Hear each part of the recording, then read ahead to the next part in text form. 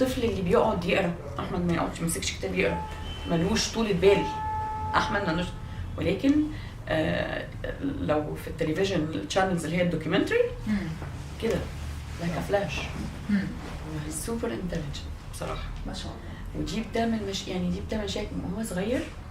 كان مره قال لي ايه، هو اخواته اكبر منه، فاحنا بنصحى عندنا تقليد كل يوم الجمعه الصبح، نصحى الصبح فاميلي بريكفاست ويقعدوا يبتدوا هم يذاكروا وهو صغنون كده معايا.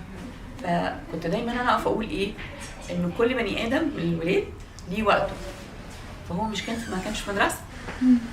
فقال لقيته بيقول لي ايه، وانا فين وقتي؟ عارف كان عنده قد ايه؟ 2.5 سنين. وقعدت فكرت كده، قلت صحيح هو فين وقته؟ هو معايا وانا بعمل حاجه لشريف، معايا وانا بعمل حاجه لكريم، معايا وانا بعمل حاجه لدينا. وكان دايما كنت دايما اشبه واقول انا بخرج معايا مفاتيح عربيتي وموبايلي واحمد. ثلاثه والله العظيم، مفاتيح وموبايلي واحمد كده، وننزل بقى نعمل مشاورنا وكده. انا ما عنديش سواق وما بحبش اجيب سواق لولادي. ليه بقى؟ مش عشان حكايه سواق وخطر وما اعرفش حد وكده، لا، انا بلاقي انه المتعه اي تريب كده ان شاء الله حتى اوصلهم النادي يعني بتخلق بيني وبينهم كونتاكت وكونفرسيشن. انت بتقدري تعرفي ولادك لو اتعودوا انه اول ما يدخلوا العربيه يبتدوا يحكوا لك حصل كذا وحصل كذا وحصل كذا، انت بيبقى دايما في تواصل، ما بتقطعيش حاجه، يعني عارفه كل الديتيلز. وانا كنت بحب ده الصراحه، ان انا ابقى عارفه عنهم كل حاجه. فاحمد كان على طول معايا في مشاويري مع الولاد. فاول ما قال لي وانا فين الوقت بتاعي، عملت حاجه بقى. كل جمعه الصبح اصحي الولاد التانيين يذاكروا لحد الميعاد بتاعنا اللي هو بنخرج بعد الصلاه على النادي، واخد احمد وننزل نروح فين بقى، بلاي جراوند في النادي. فايه اقعد بقى ومرجعه واكله. كان 2.5 3 سنين. وبعدين اخده، انا احب جدا اشتري فاكهه كل جمعه الصبح، فباخده احطه في الكرسي بتاعه في العربيه واتحرك بيه عشان يعني اشتري من هنا واروح هنا. فلقيته قال لي خديني معاكي، ده صغنن كده. وقال لي مره هو واقف جنبي بنقي تفاح، فاداني تفاحه من ايده، اداني تفاحه، فانا رحت واخداها وبصه فيها ولا خدت واحده تانية. فراح قال لي ايه ليه؟ قلت له عشان دي مش حلوه. طب انهي الحلوه؟ كان عنده 3 سنين ما شاء الله. فابتديت اعلمه. مش عايزه اقول لك هو مخه كبير ازاي، هو بيحب يعرف يعمل كل حاجه.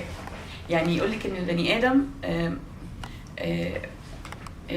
يعمل حاجته لنفسه، يوضب هدومه، يعمل اكله، يعمل عربيته. احمد ساعات كان ينزل يوضب لي عربيتي وينظفها لي ويلمعها لي ويخترع لي ويحط لي مش عارف ايه جدا. لو انا بفكر في حاجه يقعد معايا يفكر فيها. هو سابق سنه، وفي نفس الوقت كمان جريء جدا، ما بيخافش. مع طفل ما عندوش الخوف من اي حاجه. بينط في المنط في النادي من هو عنده 5 سنين، اللي الاكبر منه يخافوا، وما عندوش مانع في الضلمه كمان. يقول لك لا اجرب، عنده حته ادفنتشر. ما دام في ناس عملوها ليه احنا ما نعملهاش احنا كده. وصاحبي لانه هو يعني انا رايحه جايه معاه في الكوره.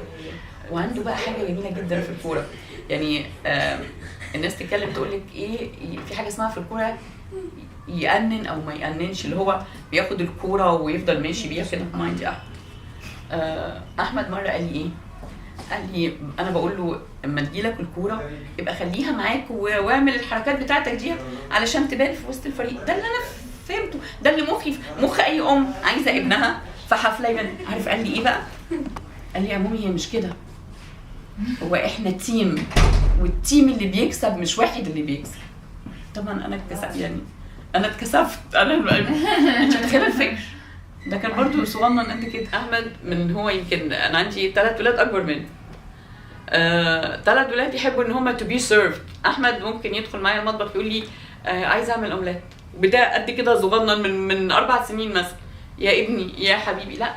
فمره قال لي يا مامي هو مش ايه، قال لي ايه، هي مش كيمياء، اللي انت بتعرفي تعمليه انا اعرف اعمله. وفعلا بيحب يجرب ويعمل.